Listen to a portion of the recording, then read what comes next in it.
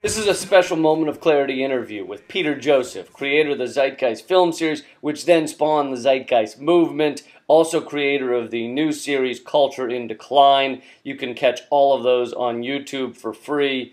And this was taped in Los Angeles. I'm currently in Indianapolis on part of my tour, but I hope you enjoy the interview. This is Peter Joseph. Given all the topics you take on, what makes you live in the anus of the Culture in Decline, Los Angeles? Mass hypocrisy. Mass paradoxical hypocrisy. Is that what it is? Do you like the city? No. Well, this city or do you is... kind of feel like... The city is what it is. It's the media center. No, I don't feel that at all. I like the weather. Yeah? That's about it. And I need a major metropolitan area to get shit done in a certain way as far as production. And it was better than New York, which I lived in for 14 years, which... you're still there, of course, but right. To me, it's just a big sewer. I can't handle it anymore. I did my time in the prison. I wanted to have some kind of quality of life that wasn't like this all the time and people spitting on me and stepping on shit. And so, right. Brutal. So you exchange that for sunshine and fake people. And fake tits. Yes. Yeah. The Culture in Decline series is coming along. Are you happy with it? I am happy with it. I'm happy with those that have contributed as well. It's whether it takes off, whether it stays the same, it's a personal catharsis once again, like everything that I do in one level or another. And I think it's the kind of thing that people will look back on a couple of years from now when they see how things have progressed. And they'll say, wow, this is equally as timely now as it was then, if not even more so. It's sort of the anticipation. Do you think that we're capable of waking up? You see things like Hurricane Sandy, and it does seem to have a little effect. It's like, I feel like more people now say that climate change is happening than even a few months ago, but it's amazing it doesn't have more of an effect.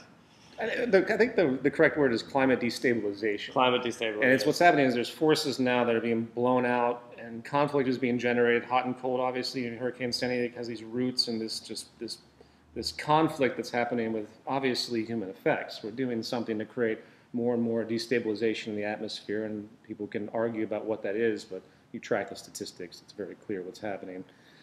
That's just one more characteristic of culture in decline. You have this whole culture of people that have been groomed to disrespect everything that is natural and decouple themselves from the natural world, the natural economy, which is basically a respect for the natural laws, the scientific elements, which you can't be too hard on people because science has only been with us for what? Really, about 900 years, maybe. It's true. Give it some time. Even the famous Greeks had some pretty bad ideas, even though you consider them to be the heart of science when it comes to social relations and environmental relationships. So what do you expect? You have to see it that way. Simultaneously, it's also really grotesque.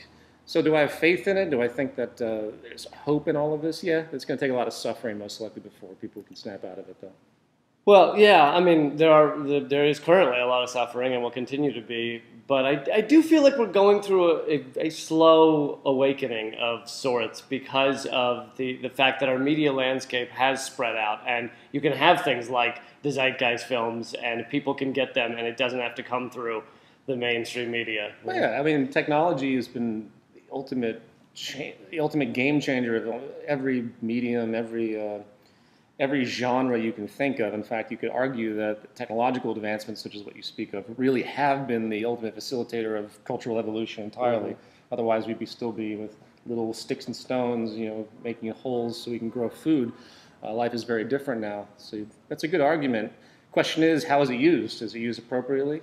Having the ability for free media in the way we do now has been very profitable for the upper echelon of society and simultaneously very threatening. Mm-hmm. So there's a double-edged sword that's happening. And if you look at policies now, there's a huge move now to clamp down on what the internet's doing.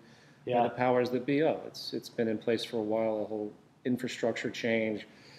It's already been known that all the emails that you send are being cataloged right now. Every single one in the United States going to a big database. They just take them all in. They're going to search them later if anyone gets on their nerves. Then they go after them. Very different than tapping phones specifically. But that's only for terrorists, right? Oh yeah, of course. But nevertheless, it's amazing. It's an amazing time. In fact, I wouldn't pick any other time to be alive. It's an ultimate crossroad. There's so much happening that has such a positive nature to resolve problems and create prosperity, and it's such a massive threat to the traditional institutions. I mean, you couldn't pick better entertainment. Right. You can't deny it's exciting. No. It's an exciting time. Absolutely. Do you ever wish, like, that you had chosen to take on smaller issues, because then you can feel that direct influence immediately, whereas you in a lot of your movies and videos are taking on like the entire picture, the breadth of human experience. Well, the smaller issues, if you track them, they don't resolve anything trying to go after them. They all, frankly, I think I'm taking on the smallest issue I can find, and that's the social system itself. Because if you look carefully, all the neurotic, decoupled, dehumanizing, ecologically indifferent behaviors that we see are stemming from this arcane view of ourselves, or arcane view of the way we interrelate to society. And it's all built perfectly into this socioeconomic model, the monetary market economy, call it whatever you want. So to me, it is the lowest common denominator. It's the smallest thing I can possibly think of that would actually create change legitimately for the long run.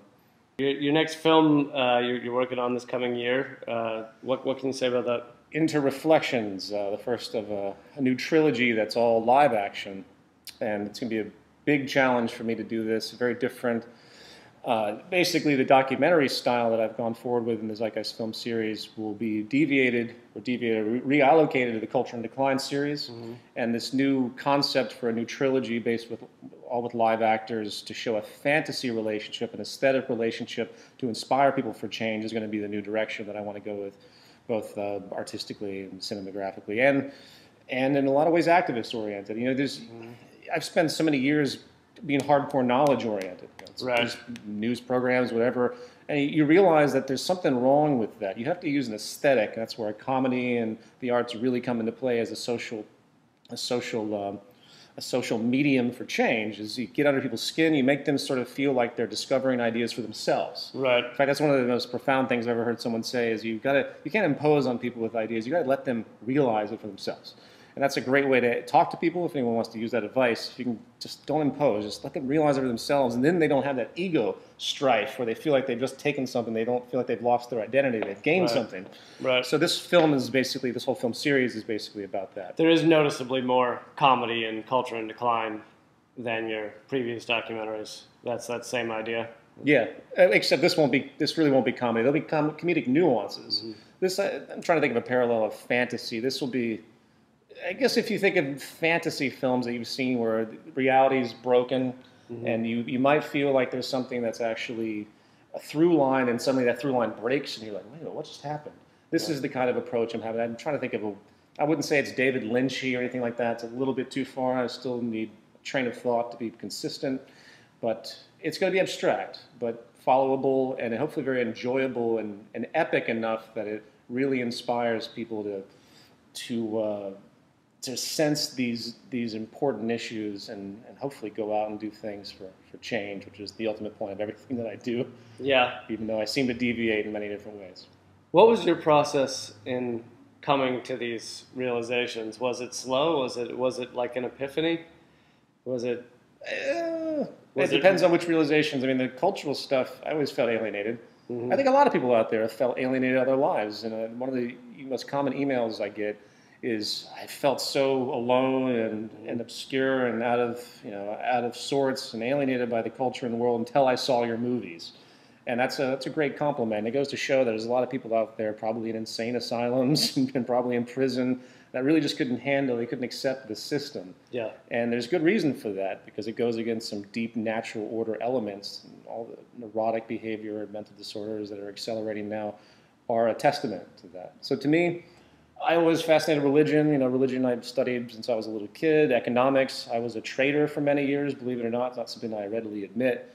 But I was, for about 6 years, as a private equity trader. I had the same evolution that many do. I wanted to get out of the corporate world. I wanted to be independent. I didn't give a shit who I stepped on or what necks I broke. And then it suddenly just came through to me after this catharsis working in advertising in 2007.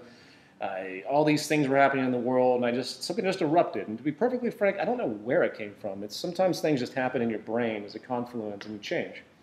So it does sound like it was kind of sudden. Sudden, in a way, it was. I could retroactively, in hindsight, I can see the roots of these issues.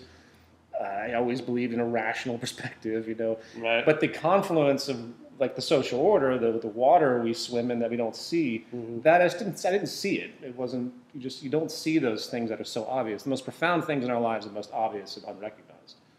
And that was something I think I got a little bit more privy to. Well, Yeah. thank you, Peter. You're Appreciate welcome. it.